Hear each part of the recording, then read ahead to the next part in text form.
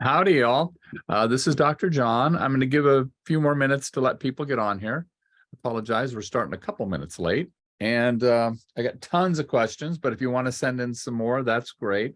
Some really exciting news for me.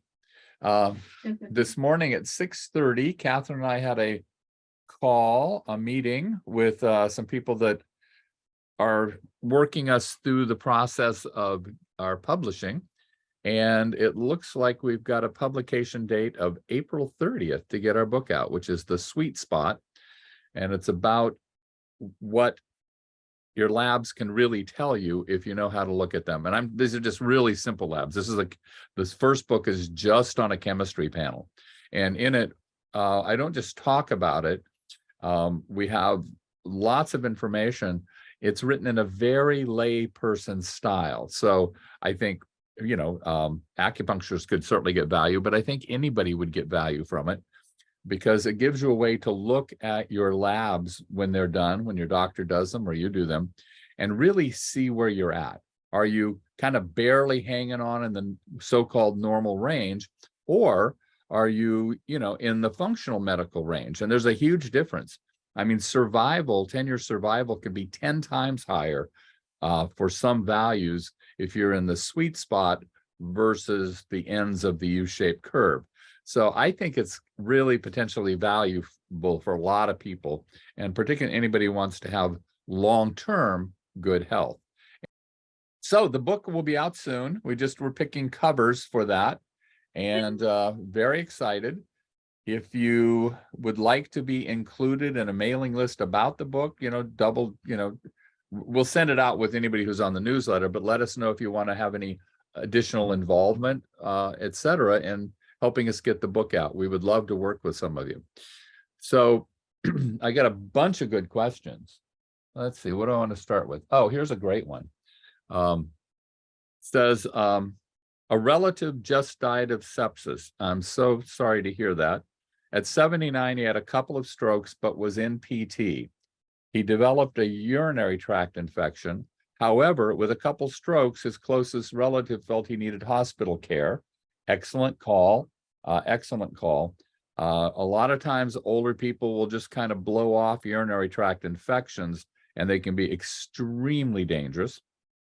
The urinary infection may have led to sepsis. He went from being in fairly good shape to dying in a matter of days. 3 days prior to death, he was moved to rehab hospital, but sent back to Columbus, Ohio Hospital in ambulance the next day. It seems to me, a non-expert, that the sepsis got worse. He was pumped with antibiotics. Patient had written he did not want to be resuscitated, so relative chose to leave him on oxygen. He died very quickly thereafter. I think hospitals didn't know how to contain sepsis, or perhaps they don't suspect it till too late. Your thoughts? My thoughts are that I agree with your observations completely.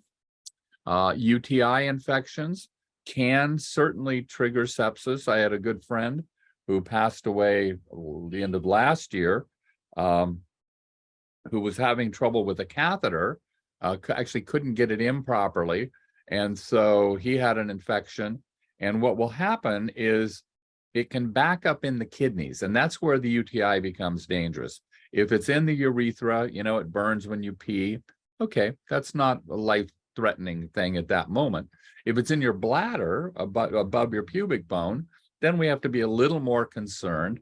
But if it moves to your kidneys, that's a hospital-level event, requires immediate treatment. I have one patient whose daughter was up in the mountains with her boyfriend and developed a UTI, started having back pain. So if you start having back pain with the UTI, go in and get treatment instantly, immediately. So she didn't. She would sit in the hot tub, which will make kidney problems generally feel better. Finally, she couldn't take it. Her boyfriend drove her to the hospital, dumped her at the hospital, and left her there. She very nearly died of sepsis. I mean, they told her mom she wasn't going to make it. She did make it, fortunately, but ended up having all of her toes and all of her fingers amputated because the sepsis had damaged the tissue so badly. So yes, it is very possible that was the issue. Now, one of the big problems, and this is a great thing you pointed out in the last paragraph, the sepsis protocols vary tremendously by hospital and by doctor. There is very little doubt anymore that the Merrick protocol is the best.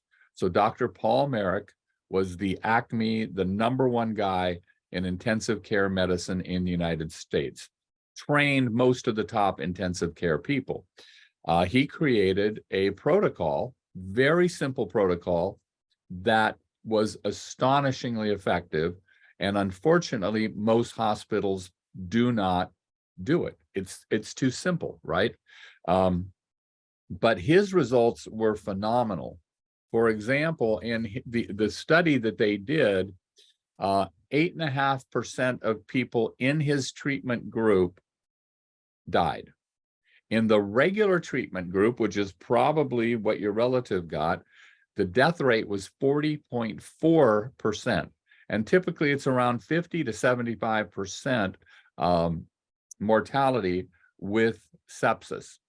And, it depends on where the person is, how far along it is, whether it's in the 50 or the 75% range. Now, actually, in his treatment group, no patients died from complications related to sepsis.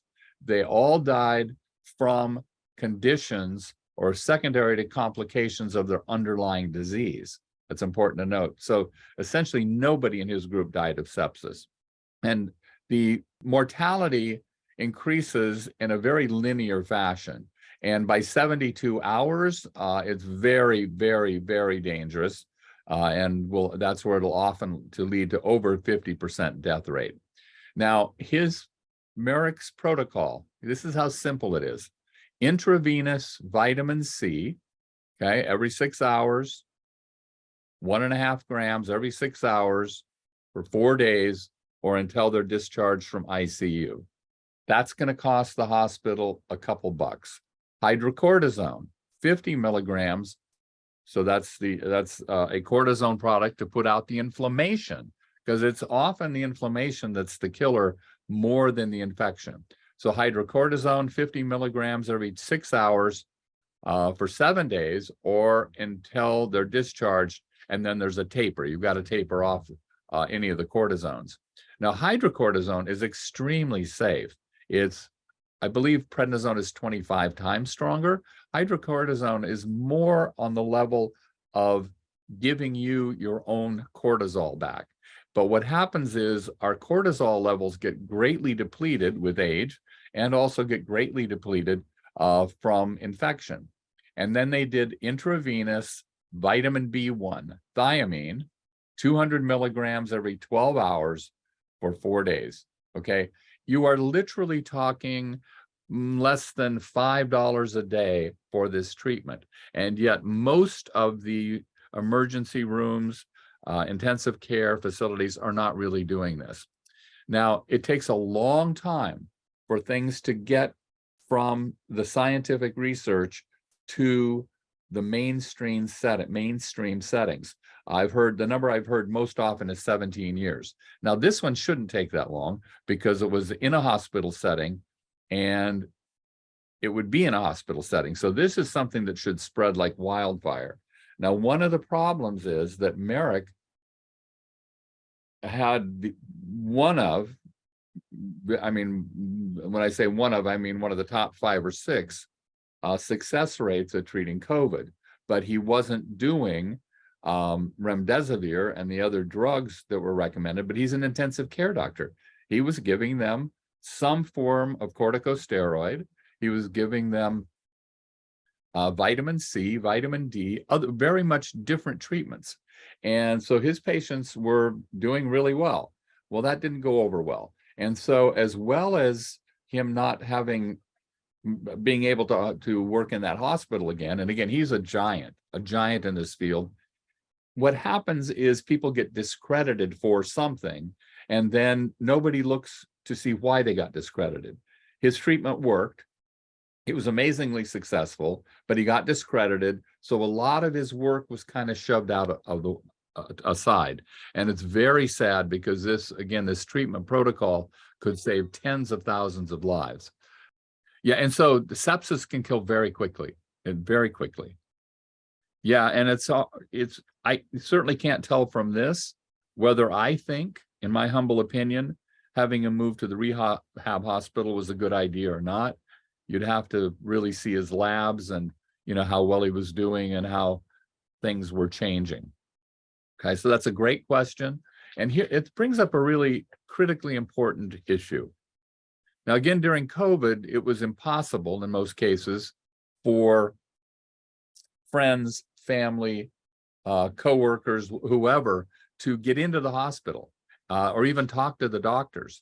But in normal times, you have to have an advocate or you need to be an advocate because you need to research these things yourself or go to someone that you trust outside of the hospital environment and see what's really being done for these conditions. And then go pound on the doors, insist that your doctors do that. And I have many patients who've done that and have saved their partner's lives. No doubt about it. No doubt about it. So you always need an advocate, and you need to be an advocate for anybody that you know that's going to be hospitalized. Again, still the third leading cause of death in the United States, and this was first published in 2016, but it's been repeated, the study, minimum of 200,000 people a year die from hospital and pharmaceutical misadventure, where they came in for a heart attack and they died for something completely different because the treatment was inappropriate. So that's been well proven. So you need to be there, and I'm not trying to put anybody down or the hospital system or anything. It's just how it is. So you need to be there as an advocate and always have an advocate. I recommend to my patients that they take someone with them whenever possible, even to their doctor's visits, because when someone's talking to you about a condition, often we don't hear everything. We're nervous. It's about us. We're a little stressed. It's nice to have someone else there that's listening, can hear this a little bit differently. Also, that second person often will add very, very useful information. This happens all the time with me. I'll be interviewing someone, and then the husband or wife goes, well, actually, remember, dear, this happened. And the remember, dear, this happened statement is often the thing that puts the whole case together, right? So advocate. Let's see, what's the next question here? Oh, yeah, this was a good question. Could you touch on why someone would have the opposite effect when they took melatonin? It caused them to wake up throughout the night and become almost hyper. This happened on a few occasions. I read it could be a mitochondria issue, and they need to take niacin. Heard anything like this? Thanks. It's a very complex question. The question's not complex. The answer's complex. So melatonin can have a paradoxical effect, and I've seen that with my patients. I've read about it. And it seems to me with my patients, there's this 80-10-10 thing that happens. About 80% of the time, melatonin works really well for what it's supposed to do, which is to help with sleep, but also to clear brain fog, because it may be the most important antioxidant in the body, but it's almost certainly the most powerful antioxidant for the brain. So about 80% of the time it works great. About 10% of the time, it leaves people feeling sluggish in the morning, too sluggish. It's almost like being drugged. And about 10% of the time, I find, actually those numbers are wrong. Sometimes it doesn't work at all because it isn't the problem, right? But about 10% of the time, people will get paradoxical effects like the ones in your question. I am one of those 10%. So if I take oral melatonin before bed, I will have crazy, wild, full Technicolor dreams. Now, mostly my dreams are pretty quiet, and mostly I think in black and white. At least I don't remember them in color. But when I do oral melatonin, it will just blast my dreams, and often enough that I'll get a cortisol rush that will then wake me up. And that's probably what's happening in this case. Now, in terms of the mitochondria, there are lots of theories here, but bottom line, pretty much everything is about the mitochondria, ultimately. And so you can make linkages for almost any health condition, from good health to bad health, and look at the mitochondria. There are typically about 10,000 mitochondria in a cell in the body. Some don't have any mitochondria, but there are only a few types. And the mitochondria are the energy factories, and very complex. And they've got to have a constant supply of certain nutrients and certain enzyme conditions for them to be able to produce energy, basically in the form of adenosine triphosphate, ATP, which is the energy molecule. And that's formed in the mitochondria. Now, there are a whole bunch of reasons why the mitochondria can become damaged. We all have damaged mitochondria. In some cases, the mitochondria can purposely shut down to protect you from injury in particularly stressful illnesses, and then not turn back on. Dr. Naviaux has written extensively and studied this phenomenon extensively. And he said it's one of the big problems with things that is colloquially called chronic fatigue, but in fibromyalgia, many other chronic conditions, is that the mitochondria purposely turned off and purposely didn't turn back on. So you really need to get down to a mitochondrial level to get them turned on. And the Chinese have been treating mitochondrial dysfunction for over 2,000 years. They didn't call it mitochondrial dysfunction, but they call it Qi and Yang deficiency. And they've got tons of formulas that we now know work on a mitochondrial level to get energy production increased. Now, and melatonin is very healing for the mitochondria, partially because melatonin is such a powerful antioxidant. You know, I don't know when the original research was done on melatonin and sleep, but around that time, they were looking at melatonin being released from the pineal gland, which helped us relax and go to sleep. It's only in the last decade, and really in the last few years mostly, that a lot of additional work has been done with melatonin. And we find that 40 times more melatonin is released into the body from other sources than is released by the pineal gland. So there's massive amounts of research going on. You want to have a ball and go down the rabbit hole, look at melatonin and mitochondria. For example, I have a study somewhere here proving that migraine headaches and cluster headaches are both primarily related to melatonin cortisol balance. They found that people with low systemic melatonin, got cluster headaches and migraine headaches at a much higher rate, and that when they were having the cluster or migraine headaches, their melatonin levels really bottomed out. They were very low, and the cortisol levels went up. So that balance of melatonin to cortisol is really critical in headache. It's also now being studied extensively, melatonin that is, as an anti-cancer supplement. I looked the other day, and I think there were, well, dozens of cancers that seem to be suppressed by melatonin usage.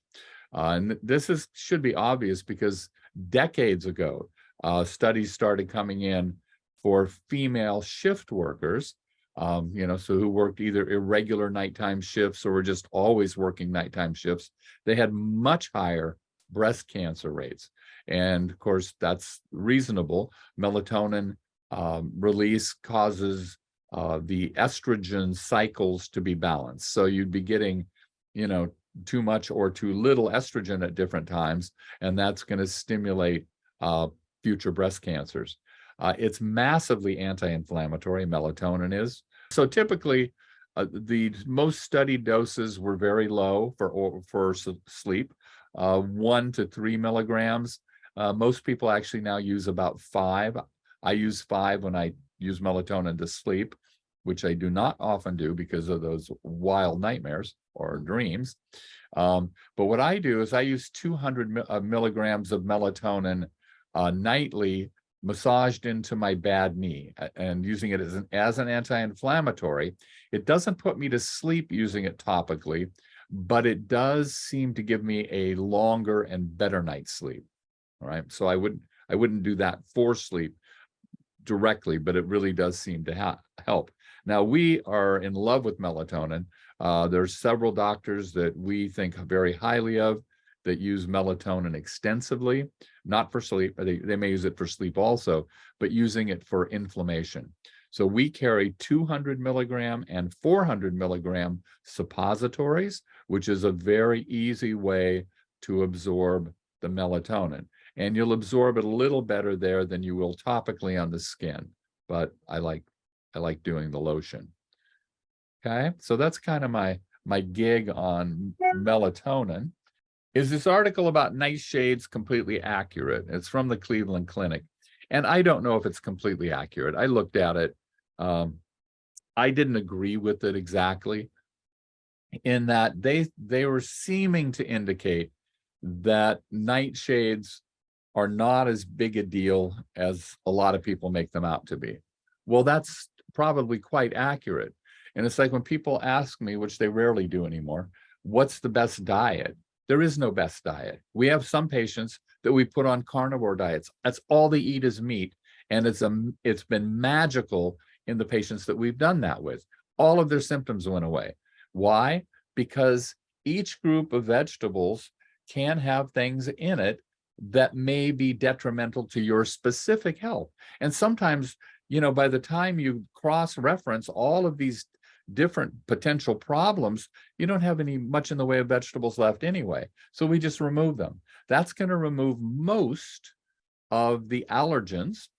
Again, it removes most of the lectins, which are one of the bigger things, one of the bigger poisonous kind of allergenic substances. We remove mostly carbohydrates for the same reason, because you can have the same problem. Now, I'm not advocating that diet for any of you. Like I said, we put about maybe one patient a month on that because nothing else has worked. When it comes to vegetables, there are so many different potential problems that sometimes you really have to look very carefully, do a little research on your body, keep a food diary if you're having problems. But I will tell you this, without a doubt, I've been doing this for licensed as an acupuncturist for about 25 years. I've seen over 60,000 patients in our clinic. And I'll tell you, overwhelmingly, the biggest cause of hives, skin rashes, and histamine problems is tomatoes. There's nothing even close. In fact, people will come in, they'll go, I don't understand it. I got these hives all over my body. I've never had hives before. And my question is, so how many tomatoes did you eat, right? Invariably, they'll say, oh my God, I went out and got all these cherry tomatoes yesterday. I said, yeah, you need to stop eating them, because you don't have to be allergic to tomatoes to have that response, because tomatoes have such a high histamine level. They also have a high lectin level, largely because they're picked too early before they're ripe, and then they're not cooked. If you cook them, you pressure cook them in particularly, that lowers all of those problems. It doesn't get rid of it, but it will lower it significantly. But if you're eating raw tomatoes, it's going to kick your histamine up. For, I don't know, hundreds of years, I believe, but at least decades, tomatoes were considered poisonous. I mean, if you looked up the plant, they said, don't eat these, they're poisonous. And I suspect it's because so many people had histamine responses to them, where they felt horrible and they started developing these horrible rashes. So this isn't even a new thing. So nightshade allergy symptoms, hives and skin rashes are the biggie, but itchiness goes along with that. But you can have nausea and vomiting. Typical allergy symptoms of excess mucus production, but achy muscles and joints, inflammation, and arthritis. So when I was in my 20s, I had developed arthritis in my fingers. This is in my 20s. And I'd played a lot of sports, played a lot of football, banged my hands a lot, was doing martial arts, but it got to the point where I could barely bend my fingers. I stopped eating nightshades and wheat, and my arthritis went away 100%. Now, I have some arthritis now in my wrists, but that's a completely different issue. It completely resolved my arthritis. And in the Cleveland Clinic article, I think they downplayed that or underplayed it a little too much. I just see too many problems, particularly with tomatoes. Now, there are other things that are nightshades, tomatillos, anything made with tomatoes, right? Marinaras, ketchup, etc. Partially, though, I haven't seen a big problem with ketchup because I think the way it's cooked, I think it may lower the lectin content. I'm not saying that's true. I'm saying I'm suspicious that it may be accurate because I don't see my patients having as much problem with ketchup. Also, European, primarily Italian tomato products, I don't see as much problem with either. That's because of the cooking methods. They peel the skin off of them. They usually ripen the tomatoes on the vine, which is a huge issue. Vine ripened tomatoes, they take off the skin and they take out the seeds, and those are the most dense areas of histamine. So, if you're having trouble and you're just desperate, try some marinara that's actually made in Italy. Tomatillos, eggplants, I would put next on the list. And then I'd put peppers. So that's bell peppers, jalapenos, chilies, all that pepper family. Spices, red spices that are made from those peppers. Those I find all really trigger this. Potatoes, which are definitely a nightshade plant, I don't see as much of a problem. I do have patients that if they eat potatoes, they're horribly inflamed the next day, but it's much less. I would say 10% of what I see with tomatoes. But, it just depends on how susceptible you are because we're all different, right? Let's see here. A couple of melatonin. Okay, melatonin. All right. Melatonin keeps me awake also. Can we take it in the morning? Yeah, but if you're not taking it for sleep, Yeah. I would take, well, I do a little bit in the morning, but again, with these paradoxical reactions, it might make you sleepy in the morning. It's kind of interesting, but you're probably going to be okay. But I would think about doing it as a topical also. Yeah. Yeah. I find if I take it in the morning, I need to have the sun. I need to go outside and have the sun, and then I don't have the grogginess.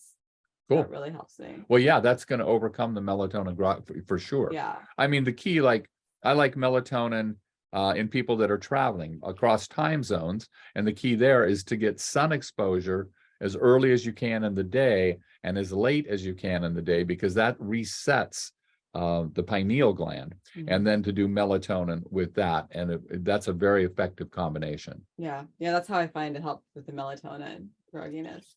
Are there any health conditions where you shouldn't use melatonin? I don't like it in kids. I've had at least one kid that came to me, I didn't prescribe this, who was given very high dose melatonin and developed Alice in Wonderland syndrome. Literally, fortunately, his mom is a therapist and she recognized that something was really wrong. And with Alice in Wonderland syndrome, you don't have proper perspective. Big items look small, small items look big. And so it's really, if his mom wasn't there, that could have been pretty dangerous. He would have thought he was losing his mind. When he got off the melatonin, that changed. Any other condition that I would not want to give melatonin, I wouldn't give it to someone who had narcolepsy or some sleeping disorder like that. And I wouldn't give it if they were having these paradoxical symptoms. And I have not read, now melatonin and niacin do have an interactive quality, but I have not seen it used in the way that the caller asked about. And it can also trigger detox symptoms. So if you don't detox well, right, that might not be a good time to take it until your detox pathways. Until the detox pathways are open. Yeah. Yeah. You think of anything else? Those are the big ones that I was thinking of. Okay. And then what is the name of the product you use on your knee? The company is called Zetpil, Zetpil, That was Zetpil. and it's a topical melatonin. Yeah. It's pretty expensive. It is expensive. That's the same company that makes the suppositories, right? Yeah. Yeah. Okay. And again, suppositories are generally a more effective way to deliver most things than is orally, because when it's oral, it has to be broken down in the stomach, right? The stomach acid's going to work on it. You're going to digest it, etc. Where when it goes through the large intestine, through the walls of the large intestine, it's really doesn't have to be adulterated. Okay, and that's also mostly true with the topicals. And then someone's wondering, should we take melatonin with or without food? I would take it without food. I'm saying that because I don't know. I haven't seen any good studies on that. But I wouldn't want the food to in any way block the uptake of the melatonin since you're using it for sleep. Also, if you're using it for sleep, I don't want you eating that close to bedtime. A lot of people will wake up in the, after like the whole time of the liver between 1 and 3 a.m.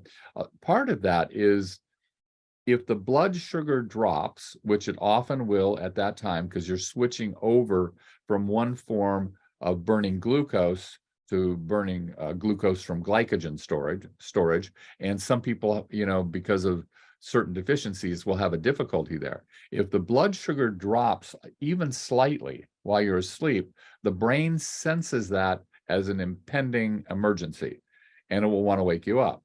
Around that time, in most people over 40, the melatonin levels also drop. So if you get low blood sugar and low melatonin at the same time, it'll just pop your eyes open, okay?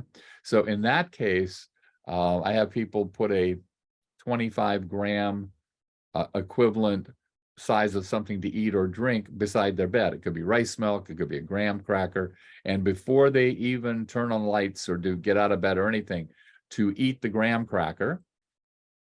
And often that'll be enough to get their blood sugar up so they can get back to sleep.